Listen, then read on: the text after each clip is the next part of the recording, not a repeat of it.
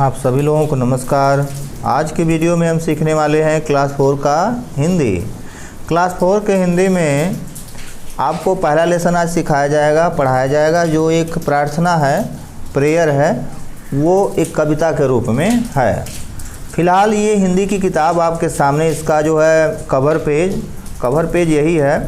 आप देखिए हिंदी लिखा हुआ है, यहाँ पर हिंदी के बाद आरोही लिखा है। आरोही का मतलब एक के बाद दूसरा, दूसरे के बाद तीसरा, वो भी बढ़ते हुए क्रम में, यानी कि हिंदी आरोही का मतलब धीरे धीरे हिंदी के ज्ञान में आगे बढ़ना।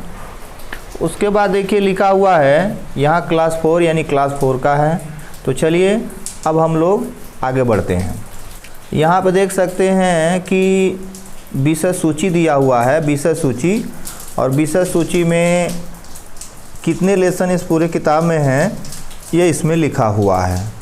जिसमें पहला लेसन नया उजाला है, पेज नंबर 3, ये पेज नंबर है, ये लेसन का जो शीर्षक होता है, टाइटल होता है वो है, और ये सीरियल नंबर है। तो कुल जो है आपको इसमें 18 लेसन पढ़ना है। देखिए 18 लेसन तक पढ़ाई करना है।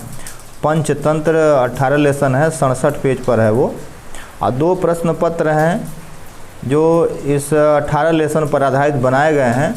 तो ये आपका सिलेबस है। इस सिलेबस में आज की जो शुरुआत होने वाली है वो है हमारा नया उजाला, पेज नंबर 3 पर मिलेगा, और ये नया उजाला पाठ नंबर 1 है। तो चलिए इसे शुरू करते हैं। अब देखिए पाठ नंबर 1 है, इसका नाम है नया उजाला।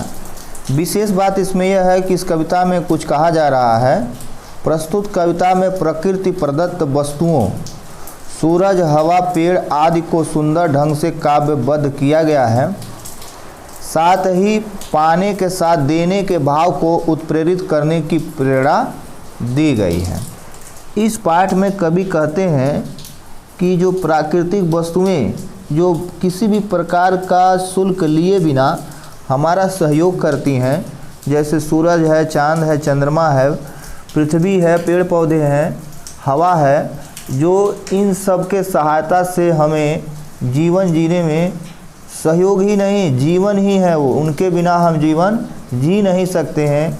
तो जिस तरह से वे हमारे जीवन में सहयोगी हैं, हमारे जीवन को चलाती हैं, उनके लिए भी हमें कुछ काम करना चाहिए। जिस तरह से वो भी हमें कुछ देती हैं, वो भी हमें जीवन देती हैं, वो भी हमें रोशनी देती हैं, हमें भोजन देती हैं, तो हमें भी कुछ देना चाहिए। तो इस कविता के माध्यम से कवि बड़े सुंदर ढंग से बताए हैं। तो चलिए हम इस कविता को शुरुआत करते हैं, इस कविता की शुरुआत करते हैं। देखिए लिखा है, देश हमें देता है सब कुछ, हम भी तो कुछ देना सीखें। सूरज हमें रोशनी देता, हवा नया है जीवन देती, है ना। देश हमें देता है सब कुछ, देश हमें बहुत कुछ देता है। देश हमारी रक्षा करता है, देश हमारी व्यवस्था करता है, देश हमारी देख रेख करता है, हमारा ख्याल रखता है। तो जिस प्रकार देश हमें बहुत कुछ देता है, तो हमें भी देश के लिए कुछ करना चाहिए, देश को कुछ देना चाहिए। तो इसमें यही सिखाया गया है कि जिस तरह हमें प्राप्त होता है उसी तरह हमें भी कुछ देना चाहिए। जिस तरह हमें कुछ मिलता है उसी तरह हमें भी दूसरों को कुछ देना चाहिए। तो वही बात इसमें बताई गई है, हम भी तो कुछ देना सीखें। जिस तरह हमें देश सब कुछ देता है, बहुत कुछ देता है, वैसे हमें भी कुछ देना चाहिए। देश के प्रति कर्तव्य जो है हमें निभाना चाहिए। सूरज हमें रोशनी देता, हवा नया है जीवन देती, भूख मिटाने को हम सबकी धरती पर होती है खेती। सूरज हमें रोशनी देता है, बिना शुल्क लिए, बिना किसी प्रकार का शुल्क लिए हमें वो रोशनी देता है, प्रकाश देता है। हवा नया है जीवन देती है, और हवा जो है हमें जीवन देती है। क्या हवा जो बह रही होती है उसका कोई हम शुल्क भुगतान करते हैं?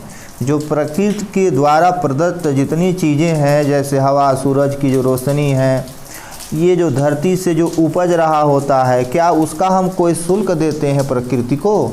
नहीं देते हैं। प्रकृति को हम किसी भी प्रकार का शुल्क भुगतान नहीं देते हैं।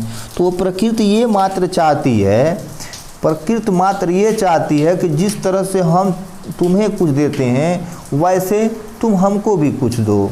जैसे प्रकृति ये कहती है, प्रकृति कह रही है कि जिस तरह से हम तुम्हें बिना शुल्क लिए तुम्हारे जीवन को चलाते हैं, तुम्हें जीवन जीने में सहयोग करते हैं, उस तरह तुम भी इस प्रकृति को देते रहो, सहयोग करते रहो। प्रकृति का मतलब यहाँ पे जो जनमानस है, जो दीन दुखिया लोग हैं, उनकी सेवा करो। जिस तरह से तुम्हें मिलता है वही चीज़ तुम भी किसी को जो असहाय हैं, असमर्थ हैं, अपाहिज हैं, लाचार हैं, दीन दुखी हैं, उनकी सेवा करो। ये बात इसमें कही जा रही है। भूख मिटाने को हम सबकी धरती पर होती है खेती। आखिर भोजन हमें कहाँ से मिलता है? धरती से ही मिलता है। तो भोजन धरती से मिलता है तो धरती हमसे कोई शुल्क लेती है? नहीं लेती है। बिना शुल्क का धरती हमें भोजन दे देती है। उसी प्रकार धरती ये अपेक्षा रखती है हम लोगों से कि हम लोग भी जिस तरह से धरती हमें बिना शुल्क लिए भोजन दे देती है, उसी तरह हमें भी कुछ भूखे लोगों की सहायता करनी चाहिए। अगर कोई दुखियारा है तो उसका हमें सहयोग करना चाहिए, हमें भी कुछ देना चाहिए। जिस तरह हमें कुछ मिलता है उसी तरह से हमें भी कुछ देना चाहिए। सिर्फ पाने की इच्छा नहीं, देने की भी इच्छा हमें होनी चाहिए। आगे क्या है? पथिकों को जलती दोपहरी में पेड़ सदा देते हैं छाया। सही बात है ना? पथिकों यानी कि जो राहगीर हैं, जो यात्री हैं। पथिक माने जो पथ पर चल रहा हो, यानी रास्ते पर चल रहा हो, रास्ते पर चल रहा यानी कि यात्री। तो जो यात्री होते हैं, कड़ी धूप लग रही हो, गर्मी हो, लथपथ गर्मी से परेशान, पसीने से परेशान हो, तो जब उन्हें कोई पेड़ दिखाई देता है, वो थके हारे रहते हैं तो उस पेड़ के नीचे जाके बैठ जाते हैं ना। तो जब बैठते हैं तो उनको सुकून महसूस होता है, उन्हें छाया मिलती है। तो जब छाया मिलती है तो उनको सुकून महसूस होता है, उनका थकान दूर होता है और फिर वो ऊर्जित होकर के अपने मार्ग पर फिर बढ़ चलते हैं। तो ये पेड़ क्या सिखा रहा? पेड़ ये सिखा रहा जिस तरह से थके हारे को अपनी छाया दे करके उसके कष्ट को दूर करते हैं, नया ऊर्जा भरते हैं, उसी तरह हमें भी जो लाचार हैं, जो असहाय हैं, उनको छाया देकर, छाया मतलब सहयोग दे करके उनको भी एक नई ऊर्जा भरें, जो अपने मार्ग पर वो आसानी से और खुशीपूर्वक चल सकें। आगे देखिए, खुशबू भरे फूल देते हैं हमको 9 फूलों की माया।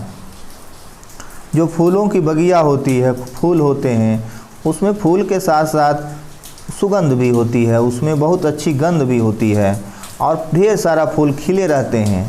ये आपको क्या सीख देता है?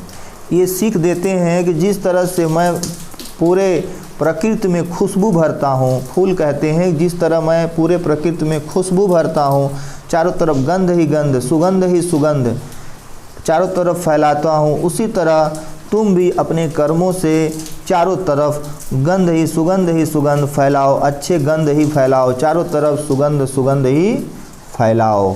ठीक है ना? आगे देखिए क्या लिखा हुआ है। जो अनपढ़ हैं उन्हें पढ़ाएं, जो चुप हैं उनको वाणी दें, त्यागी तरुओं के जीवन से हम भी तो कुछ जीना सीखें।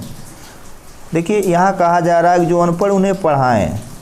देखिए यहाँ बोल रहे हैं कि जो अनपढ़ उन्हें पढ़ाएं, यानी इसलिए पढ़ाएं कि वो पढ़ेंगे लिखेंगे तो हमारे साथ चल सकेंगे, वो पिछड़ेंगे नहीं और हमारे साथ कदम से कदम मिला के चल पाएंगे। इसलिए हमें सहयोग करना चाहिए। जो अनपढ़ हैं, जो पढ़े लिखे नहीं हैं, उनको हमको साक्षर बनाना चाहिए, पढ़ाना और लिखाना चाहिए। इससे क्या हुआ? ये होता है कुछ देने वाली बात। जिस तरह से आप प्राप्त किए हैं पढ़ाई, कोई आपको पढ़ाए हैं, उसी तरह आप भी दूसरे को पढ़ाएं, दूसरे को शिक्षित करें। जिस तरह से आपको ज्ञान मिला है उसी तरह से आप दूसरे को भी ज्ञान दें। ये देने वाली बात हो गई। जो चुप हैं उनको वाणी दें, यानी कि जो असमर्थ हैं, जो चुप हैं, जो अपने को हीन भावना से त्रस्त समझते हैं, अपने अंदर हीन भावना रखते हैं, उनको बोलने का मौका दें, उनको सम्मान दें, उनको अवसर दें कि वो बोल पाएँ और अपने अंदर के जो प्रतिभा है उसको निखार पाएँ और उसके बाद हमारे साथ कदम से कदम मिलाकर चल पाएँ। त्यागी तरुओं के जीवन से हम भी तो कुछ जीना सीखें। त्यागी तरुओं मतलब पेड़ों, वृक्षों। जो वृक्ष होते हैं उनको त्यागी क्यों कहा गया है? त्यागी इसलिए कहा गया है क्योंकि जो वृक्ष होते हैं वो अपना फल फूल जो भी होता है वह स्वयं नहीं खाते हैं। तो जब स्वयं नहीं खाते हैं इसलिए इन्हें त्यागी कहा गया है। तो त्यागी तरुओं के जीवन से, यानी त्यागी तरुओं का जीवन क्या होता है? त्यागी तरुओं का जीवन यह होता है कि वह अपने फल फूल का उपयोग स्वयं नहीं करते हैं, वह समाज के लिए, जनजीवन के लिए, पशु पक्षियों के लिए अपना पूरा कमाया हुआ, पूरा प्राप्त किया हुआ फल को, फूल को वो दूसरों को दे देते हैं, त्याग कर देते हैं और दूसरा उसका उपयोग करके खुशहाली जीवन जीता है, खुशहाल जीवन का आनंद उठाता है। हम भी तो कुछ जीना सीखें, उसी तरह हमें भी जीना चाहिए। जिस तरह से त्यागी तरुओं के यानी त्यागी वृक्षों के से हमें शिक्षा मिलती है कि जिस तरह से वो अपना सब कुछ त्याग देते हैं हम सभी के लिए, हमें भी कुछ त्याग करना चाहिए, हमें भी त्याग करना चाहिए दूसरों के लिए। आगे देखिए क्या लिखा है, जो पिछड़ा है उसे बढ़ाएं, प्यासी मिट्टी को पानी दें। जो पिछड़ा है यानी जो हमसे पीछे, हम लोगों से जो पीछे है, किसी भी कारण से पीछे, कोई भी वजह हो, जो पिछड़ गया है उस वजह को दूर करके हमें उनका सहयोग करना चाहिए और अपने साथ ले आना चाहिए। साथ चलने के लिए उन्हें मदद करना चाहिए कि वो हमारे साथ भी आगे चलें और आगे बढ़ें। ये बात इसमें कही गई है। प्यासी मिट्टी को पानी दें। जैसे मिट्टी प्यासी मतलब है जिसमें कुछ हो नहीं रहा है, अभी उसमें किसी प्रकार की फसल नहीं हो रही है, या एक तरह से कह सकते हैं बंजर सा हो गया है, तो उसमें पानी दें यानी उसको उपजाऊ बनाएं, है ना। जैसे जो पिछड़े लोग होते हैं, जो पिछड़े जन होते हैं, उनके अंदर कई हीन भावनाएं होती हैं, तो हम उनका सहयोग करेंगे, हम उनके विकास में सहयोग देंगे, तो एक तरह से होगा कि जो मिट्टी प्यासी है जिसको पानी की आवश्यकता है, उसी तरह उपजाऊ बनाने के लिए उसे पानी की आवश्यकता है, उसी तरह जो पिछड़े हैं उनको आगे बढ़ाने के लिए उनको भी ऊर्जा की आवश्यकता है, हमारे सहारा की आवश्यकता है, हमारे योगदान की आवश्यकता है, तो हमें अवश्य करना चाहिए। हम मेहनत के दीप जलाकर नया उजाला करना सीखें।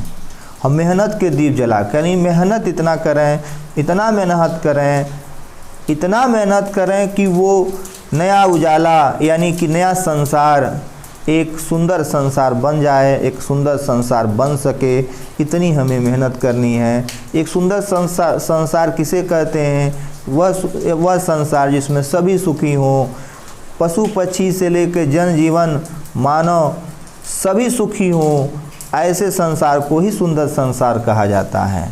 जिसको सबको जीने का अधिकार हो, स्वतंत्रता का सबको अधिकार हो, सबको किसी प्रकार का गुलामी का डर भय ना हो, ऐसे संसार को हम सुखी संसार कहते हैं। तो अपनी मेहनत से ऐसे संसार को हम लोग बना सकते हैं। इस कविता में कवि यही हमें सीख देते हैं, यही बताने की कोशिश किए हैं। और जो कवि लिखे हैं उनका नाम है गोपाल कृष्ण कौल। ये कवि हैं जिन्होंने हमें सिखाया कि कुछ देना हमें सीखना चाहिए। इस कविता से हमें ये सीख मिलती है कि हमें कुछ देना सीखना चाहिए। जिस प्रकार हमें मिलता है हमें प्राप्त होता है, सूर्य से रोशनी मिलता है, पेड़ से फल फूल पत्तियां मिलती हैं, हवा से श्वास मिलता है, जीवन मिलता है, उसी तरह हमें भी दूसरों के लिए सहयोगी के रूप में काम करना चाहिए, सहयोग करना चाहिए, अपने साथ उन्हें लेकर बढ़ने का प्रयास करना चाहिए। इस कविता में यही सीख मिलती है कि जिस प्रकार हमें कुछ मिलता है उसी तरह हमें भी कुछ देने का प्रयास करना चाहिए। तो इसको आप लोग लिख लेंगे, लर्न कर लेंगे और पूरा अर्थ भी लिख लेंगे। अपनी भाषा में अर्थ लिखना है तो इसको आप लोग लिख लेंगे। और आज के लिए इतना ही। आप सभी लोगों को बहुत बहुत धन्यवाद।